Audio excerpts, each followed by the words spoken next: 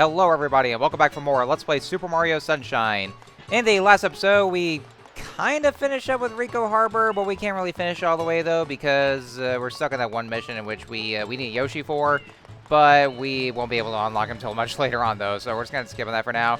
And because of that, I'm just going to hold off on doing the secret shine sprites because that's what I normally would do before finishing off a level, but now I can't do that. So in this episode, we're going to go ahead and move on to the next area of Isle Delfino. I see there's a toad stuck in there. I was gonna go free him from there, but yeah, this type of ink or this type of the goop will actually continue to spread over, and it keeps doing that no matter how many times you clean it. So that's actually that's kind of the whole thing of with the black goop is like one of the more advanced kind of substances compared to the other goop that gets cleaned. So anyway, another one of those proto-piranhas for us here, and it's literally the same as how we fought in the like before reaching Rico Harbor, where it just has two phases. But this time when he gets to the second phase, he actually brings up more of those goobles that are going to keep on coming. There's like a bunch of them, so you want to make sure to get rid of them as much as you can though, because they will, as soon as they see you, they will keep on trying to come over to you, and they will try to split on you, and it's going to be an embarrassing mess. Whoa, did that guy just actually grow bigger? I think it's possible that when the other Googles actually merge together, then they actually get bigger. So you'd actually be shocked seeing the biggest one. I've never even seen it that big before in my previous playthrough. So anyway, let's go clean you up here, and I'm going to see what they say here. Thanks, Mario. Oh, you get nothing from me. Okay. Yeah, go say all that. Thank you, Mario, but your shine sprite is in another castle. Fuck you. Except you're not really your middle fingers like you clearly did in that game, though. I mean, I guess because of the sprites and pixels. So, anyway, so level 3, Gelato Beach, and the first mission is well, it's another one of those secret missions. Yeah, Dune Bud Sandcastle Secret.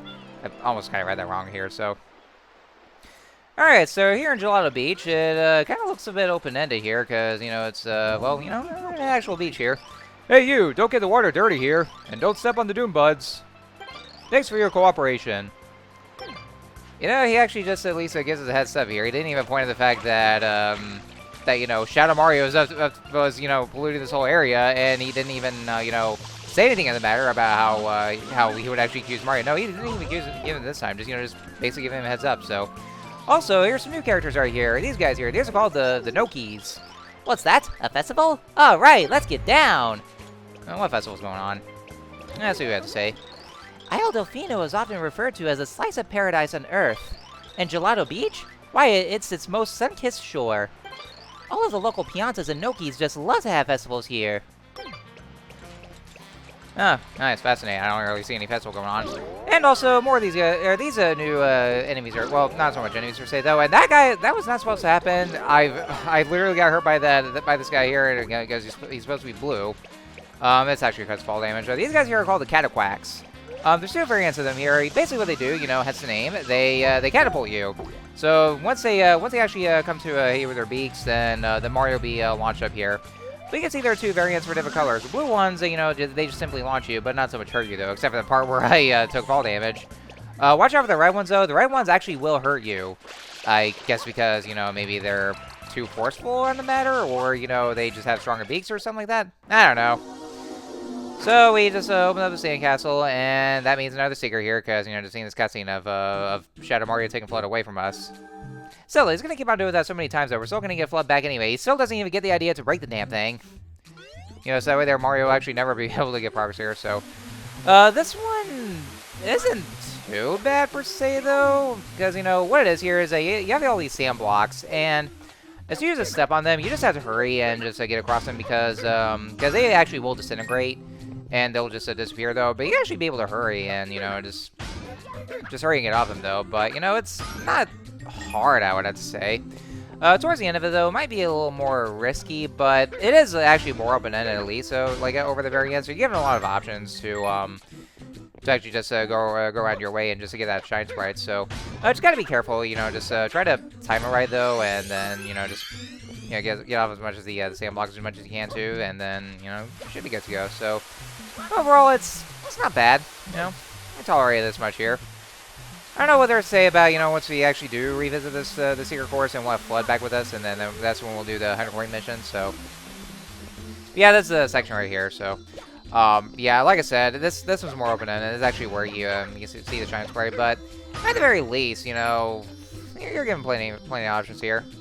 I know I'm actually just ground pounding down the nails here, just to see if I can get anything out of it. Usually it's well, it's either like, you know, coins or one-up mushrooms, and you know sometimes I actually hope with the one-up mushrooms though, you know, just rack on more of the extra lives.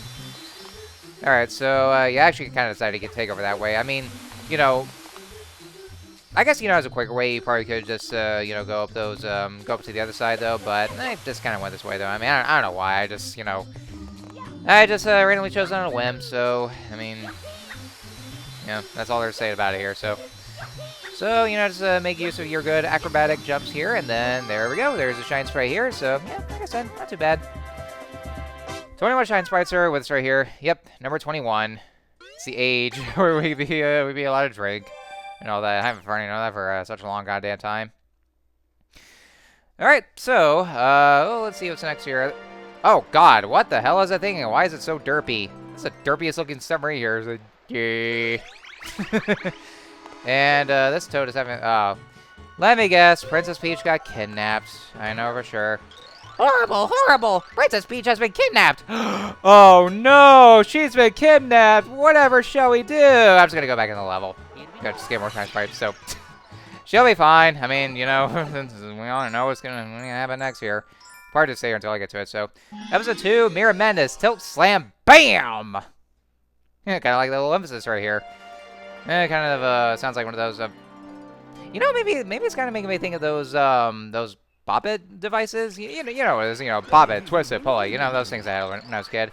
Alert! Alert! Just look at the top of the tower. Oh, hey, wow, that's a massive looking wiggler. He's green instead of the usual kind. And who the hell are these weird looking Cataquack knockoffs here? Well, I mean, they're not really so much Cataquacks though, per se though. I think they're all Plungelos. Some weird thing has curled up on the tower to take a nap. This could endanger the legendary Sandbird egg. Sandbird egg, you say? Huh, what could that legendary Sandbird that you speak of, you may ask? Well, it's still in the egg though, so I mean, we'll see after it hatches. Alright, so basically, you know, I haven't really got to talk about Gelato Beach very much, though. Yeah, like I said, it seems pretty open, you know, because, you know, it's all, it's all on the beach side, so, you know, it's, you know, has some wide open spaces. Each of the missions here, you know, they actually are giving you a lot of options for which way you want to go to. You know, we have the, you can just go on top of those palm trees. You can also go on the mountainside, or maybe you can just make use of those towers to, you know, just spin jump on them, and then, you know, just take those here, especially for some of the missions that'll take place on the mountainside. All right, so you see that these Plungelos, you know, they're I think that's how you pronounce them. I mean, I came up forgetting the name of the enemies for this game here, but you know, except for some of the more common ones I'm already well familiar with, but. These enemies here are exclusive to Sunshine. You know, I don't think they really appear in any of the Mario games, except for the Cataquacks. Cataquacks actually do appear in other Mario games, even in Galaxy. So what we have to do here is that you have to, once you're on those solar panels on these platforms, what you have to do is that you have to squirt them with water until they get to the edge, and then they start to stagger back. And then what you have to do is that you have to go to the opposite side, and then, you know, to the highest part of the solar panels. And then you just have to ground pound on them, and then they'll actually, like, you have to make sure it's high enough for the impact to actually just launch them upwards, and then that's how you can get them up, though. Yeah, if you actually get too close, then they won't really get affected or anything, so just gotta make sure you get to the highest point, and there we go. This section here, I kind of had a bit of trouble with, though, because I was actually trying to see if I can get both of them at once, but I wasn't able to, so I actually just had to get them one at a time. It is possible to actually get them both at once, though, just as long as they're in the same exact position for you to launch them over, but I wasn't able to do it that time, though, because, you know, it's just, you know, just bad luck and all that, so. But yeah, that's actually what the whole mission is here, is that, you know, we see this giant wiggler is, you know, just sleeping on top of this, this orb here that actually provides enough energy for the Sandbird egg to hatch, because as a matter of fact, yeah, that's supposed to be the egg for the Sandbird, and it needs some warmth with this sunlight right here. Otherwise, yes, without its warmth, this Sandbird would die, except that he's not named Roger and all that. So, yeah, as a matter of fact, yeah, without its warmth, the Sandbird will die. The Sandbird egg, or Sandbird, without it, the lights will have nothing for it to warm. So yeah, you get the whole gist of it here. So. Alright, so yeah, for each of those, yeah, it goes by 1, and then the next one is 2, and then the other one is 3. So the 3 of them will actually take the longest, though, but, you know, just, you know, let the rest be the whole process, and then, you know, it's all she wrote. So yeah, that's not much else to say about it here, so. Let's see here. Anything else I want to say about Gelato? Well, actually, you know, I do want to say though, Gelato Beach is kind of one of the more interesting levels because you know, it goes, you know, gets divided by 3 sections here. We have the whole beach side, and then there's also the underwater section where you know just swim around. You see these nice looking coral reefs right here, and also the mountainside as well. So you know, it's neat looking in a way. I'm not gonna say that much though. Music is actually a little catchy too. Like you know, it seems like you know, generic beach version of the Al Delfino theme, but I don't know why. It just feels kind of catchy to me. And, you know, overall, I mean, this does have a real good soundtrack. I can say that much, though. So, anyway, so there's our Shine Sprite once again, all the way over there. Yeah, apparently the Shine Sprites in this course, they will always go to that particular section here, that little inlet. So, yeah, that just to give you a little heads up here. So, shit. Oh, you know, that's right. Another thing I also didn't talk about. I actually talked over, you know, what also we did here. So, if you actually see those dune buds, if you actually squirt water into them, then they'll actually form of these sandcastle formations, and that's what Mario launches up here. Speaking of which, though, this is actually what we're going to be using a lot here because, guess what, folks? We have a boss fight. Wiggler ahoy! Full steam ahead. So, yes, you actually saw that, you know, when the Wiggler was taking a nap up there, because of the fact that we basically disrupted its sleep, where it just fell over, and then it kind of, broke apart in their little segments. Well, when we get to the next course, yep, he came back in. He is absolutely fucking pissed. Because of the fact that we disrupted his sleep, and he is not happy about that. He is less than pleased. And so now he's just, you know, just running around in a rage, you know, like a train. That's actually what the whole joke of it is here. You know, it's acting like a train. Because you know, he's pissed off because of his sleep. He's very grumpy and very aggravated for disturbing his sleep. So, yeah, because of that, then he's on a rampage for here, and basically just wants to kill you in retaliation for disturbing his sleep.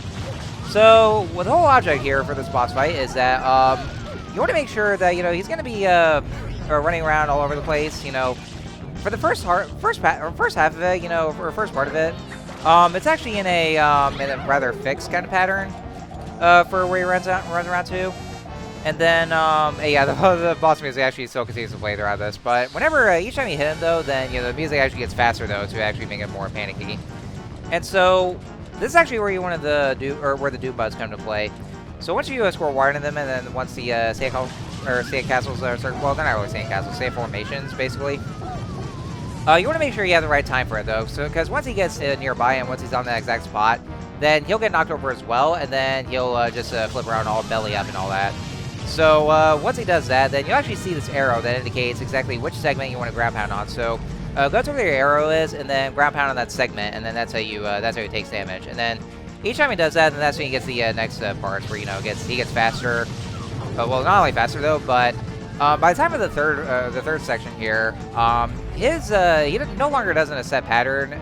Then you know, he gets a lot more erratic for his motions here. So yeah, you want to make sure time is just right here. As a matter of fact, the third section of this boss fight actually is probably the one I took the longest though, because you know, sometimes my timing could get a lot, and also my aiming for those Doom Buds, and so yeah, that's because of that. Then you know, the timing can go a lot too, because you know, he goes in an erratic motion. So yeah, just make sure you time it just right here. And after that, that's all there is here. So yeah, like I said, this Wiggler here has very much of a unique design. You know, for one thing, obviously he's green and not the usual yellow though. Or you know, as a matter of fact, they just they turn to red whenever they get pissed off. Which is actually like that. Well, it was supposed to be in back in Super Mario World, because that's how they were though. Not so in Super Mario 64 though, where you know he always got the same yellow coloration though, and even at the third phase, he never turns red and has an angry look. He just has a rather creepy looking blank stare. But he always just stays yellow. But by the time the GameCube era, then they go back to their regular colors, and then they just turn red whenever they get pissed off though. But not this Wiggler though, because of the way that, you know, a lot of the enemies design in Super Mario Sunshine is actually unique, and you know, it's kind of its own thing. then they actually gave Wiggler its green coloration and, you know, a different kind of look. So, oh yeah, and apparently he's made of sand. That's weird here, but yeah, that's why a lot of the enemy designs and in this game, they're a lot more bizarre, I should say, than much, you know. Just, you know, kind of give them their own unique designs for Sunshine, though. But only in this game, though. All the other Mario games, you know, they just stick with their regular designs. Although in this case for the Pokies, you know, they actually still keep the flower petals on their top of their heads, though. But they actually give them their regular smiley faces, which is actually, you know, something that's a lot more familiar. Although not in the same vein as Mario 64, because the Pokies in Mario 64, they were outright fucking creepy as hell, and kind of they actually gave me the creeps when I was a kid. So, all right, so mission number 4, the Sandbird is born. So now after we put the Wiggler in his place, after getting so enraged for waking it up, we go back over there, and then we see that apparently the egg is hatched, and so up is the Sandbird, and I am just not a fan of this mission here. Also, for what you see for a flood here, and, you know, go off topic here, it said that it was made by Gas Science Inc. here, and you can actually see that the symbol or the logo on the those boxes here looks a lot like Professor Egad from Luigi's Mansion. That's because Flood is actually an invention of Professor Egad himself. So yeah, that's actually a nice little reference, you know, a little callback for Luigi's Mansion, because you know, he actually doesn't just research ghosts; he actually does his other inventions, like with Flood, for instance. So that's a, you know, nice little reference here, and, you know, kind of the reason why I want to do Luigi's Mansion first before getting Sunshine, because of that little factoid here. So, anyway, so there's actually other ways you can actually get to the Sandbird, because, you know, we got to get to the one that's open, so you just go in there. You actually take some other pathways, so I just went to the towers first. And so here we have this course right here, the Sandbird. And so you can see that Sandbird is flying around right here, you know, somehow. I mean, I guess this, despite being made of sand, or all the sand blocks and sentient. And guess what, folks? Another red coin mission! Whee! But this one, you do want to be careful, though, because like, sometimes whenever you're controlling Mario with the Sandbird, the way it's flying around, it can be a little bit unstable. So you do want to be careful with that, too, because, you know, Mario will probably just go with the flow of the way the Sandbird is, so... so there are only 7 red coins on the Sandbird itself. There's actually one more red coin in its unique location. There's a couple of those on its head, and, well, one of those on its head, a couple of those each on its wings, and then over the tail feathers. I'm gonna say it's not really so much feathers though, but that's might as well call it that way. And also, the Sandbird will actually start flying around and go in its vertical position. So you want to be careful and make sure you hover up to, you know, once he turns around, you want to make sure to hurry in. And yes, sometimes will happen too. Mario actually starts spazzing out, and my God, I was so nervous when I recorded this, because, you know, I thought I was gonna fall. I was getting real. I almost kind of panicked there because of the way Mario was. Like, Mario, don't do that. You're scaring me. But thankfully, though, I didn't fall off here. As a matter of fact, you know, well, I had to reset this one, though, because guess what, folks? I accidentally collected a blue coin. And I meant to save the blue coins for last, so I had to reset the game and then go back over to it. It's a good thing I saved after I got the last Shine Sprite. But I had to go reset the game, and so I had to go back over there because, you know, I just didn't want to get a blue coin, so anyway, so that last red coin is over on this tower itself, though, and yeah, I gotta be careful, though, because I have trust issues with this for the way that Mario actually starts running, but there we go. But yeah, that's like, you know, the only thing you have to be careful for is that whenever the Sandbird turns around, and you want to make sure to hurry and find a safe spot for Mario to land on just by using the hover nozzle, and then just stay there until the Sandbird turns back around. So because of that, that whole section was very nerve-wracking, and so I had to be perfectly safe to actually get to that one spot of the Sandbird, you know, and just stay there without even falling. So that's actually one thing that really made me nervous. But yeah, that's all you have to do. Just get all the red coins and then the last coin on the top of the tower, and then there we go. So anyway, oh, I like how this headline actually goes like, "The princess has been kidnapped again." Yeah, it's like they were tired of this shit here. Like happens all the time here. It was actually kind of funny. Anyway, so next time on Let's Play Super Mario Sunshine, we're gonna go do the other half of Gelato Beach, and then yeah, more stuff there. So until next time, I'll see you guys later.